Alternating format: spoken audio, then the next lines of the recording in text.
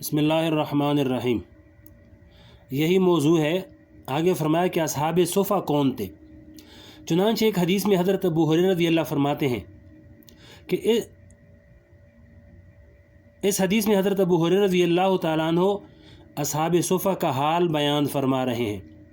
وہ صحابہ کرام جو اپنا سارا کام چھوڑ کر حضور اقدس صلی اللہ علیہ وسلم کی خدمت میں دین کا علم حاصل کرنے کی غرض سے آ پڑے تھے، ان کو اصحاب صفا کہا جاتا ہے۔ جن حضرات کو مدینہ منورہ میں حاضری کی سعادت حاصل ہوئی ہے، انہوں نے دیکھا ہوگا کہ مسجد نبوی میں ایک چبوترا ہے جس کو صفا کہا جاتا ہے۔ اسی چبوترے پر دن رات یہ اصحاب صفا رہتے تھے۔ یہی ان کا مدرسہ تھا، یہی ان کی درسگاہ تھی، یہی ان کی یونیورسٹی تھی جس میں حضور پاک علیہ السلام ان کو تعلیم دیتے تھے۔ تعلیم کا کوئی نصاب کتاب کی شکل میں نہیں تھا، اس کے کوئی اوقات باقاعدہ مقرر نہیں تھے۔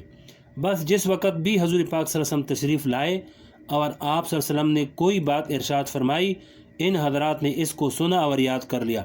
یا اگر کوئی شخص آپ کے پاس ملاقات کے لیے آیا اور اس نے آ کر سوال کیا، آپ نے اس کا جواب دیا، ان حضرات نے اس سوال و جواب کو سن کر یاد کر لیا۔ یا آپ نے کسی کے ساتھ کس طرح کا معاملہ فرمایا، اس کو محفوظ کر لیا۔ ان حضرات کی ساری زندگی اسی کام کے لیے وقف تھی۔ انہی کو اصحاب صفا کہا جاتا ہے۔ یہ اصحاب صفا اسلام کی تاریخ کے پہلے طالب علم تھے، اور صفا اسلامی تاریخ کا پہلا مدرسہ تھا جو ایک چبوترے پر قائم ہوا۔ حضرت ابو ہریرہ رضی اللہ تعالیٰ عنہ بھی انہی میں سے ایک صحابی تھے۔ وہ اس حدیث میں ان کا حال بیان فرما رہے ہیں کہ میں نے 70 اصحاب صفا کو دیکھا کہ ان میں سے کسی کے پاس اپنے جسم کو ڈھانپنے کے لیے پورے 2 کپڑے نہیں تھے، بلکہ کسی کے پاس تو صرف ایک چادر تھی، اور اسی چادر کو اس نے اپنے گلے سے باندھ کر نصف پنڈلی تک اپنے جسم کو اس کے ذریعے چھپا رکھا تھا، اور کسی کے پاس صرف زیر جامہ تھا جس کے ذریعے اس نے جسم کا نیچے کا حصہ تو چھپا رکھا تھا، اور اوپر کا جسم ڈھانپنے کے لیے اس کے پاس کوئی کپڑا نہیں تھا۔ اور بعض اوقات یہ ہوتا کہ وہ صحابی جنہوں نے اپنے گلے سے چادر باندھی ہوئی تھی، وہ اپنی چادر کو چلتے ہوئے اس خوف سے بار بار سمیٹتے تھے کہ کہیں ستر نہ کھل جائے، اور بہت احتیاط سے چلتے تھے۔ اس حالت میں وہ صحابہ کرام حضور پاک علیہ السلام کے پاس علم حاصل کرنے کے لیے پڑے ہوئے تھے۔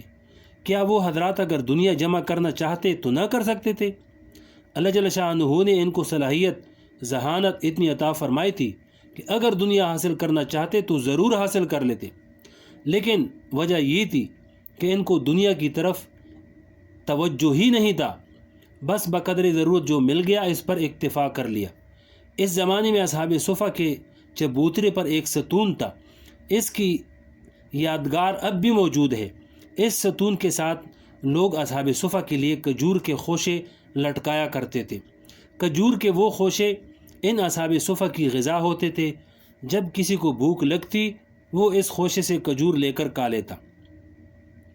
خود حضرت ابو ہریرہ رضی اللہ اپنا حال بیان کرتے ہوئے فرماتے ہیں کہ میں حضور پاک علیہ السلام کی خدمت اقدس میں مسجد نبوی میں رہتا تھا، اور بعض اوقات بھوک کی شدت کی وجہ سے میرا یہ حال ہوتا تھا کہ میں نڈال ہو کر مسجد نبوی کے دروازے پر گر جاتا تھا۔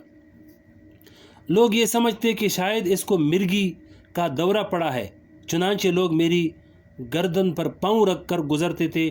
اس زمانے میں اہل عرب کے اندر یہ مشہور تھا کہ اگر کسی کو مرگی کا دورہ پڑا ہوا ہے تو یہ سمجھا جاتا تھا کہ اس کے گردن پر پاؤں رکھا جائے تو اس سے وہ دورہ کھل جاتا ہے، یعنی ختم ہو جاتا ہے۔ پھر قسم کھا کر ابو ہریرہ رضی اللہ فرماتے ہیں کہ واللہ نہ مجھے مرگی کا دورہ تھا اور نہ وہ بے ہوشی کی کیفیت تھی، بلکہ بھوک کی شدت سے نڈال ہو کر میں لیٹا ہوا ہوتا تھا۔ اس حالت میں حضرت ابو ہریرہ رضی اللہ تعالیٰ عنہ نے وقت گزارا، تب جا کر حضور پاک علیہ السلام کی 5364 احادیث ہم تک پہنچائیں، اور ذخیرہ حدیث میں سب سے زیادہ احادیث ان سے مروی ہے۔ بہرحال صحابہ کرام نے خود فاقے برداشت کر کے موٹا جوٹا پہن کر روکی سوکھی کہا کر ہمارے لیے یہ پورا دین محفوظ کر کے چلے گئے۔ یہ ان کا ہم پر بہت بڑا احسان ہے۔ اللہ جل شانہ ان کے درجات بلند فرمائے، آمین۔ آگے اگلی ویڈیو میں انشاءاللہ سنائیں۔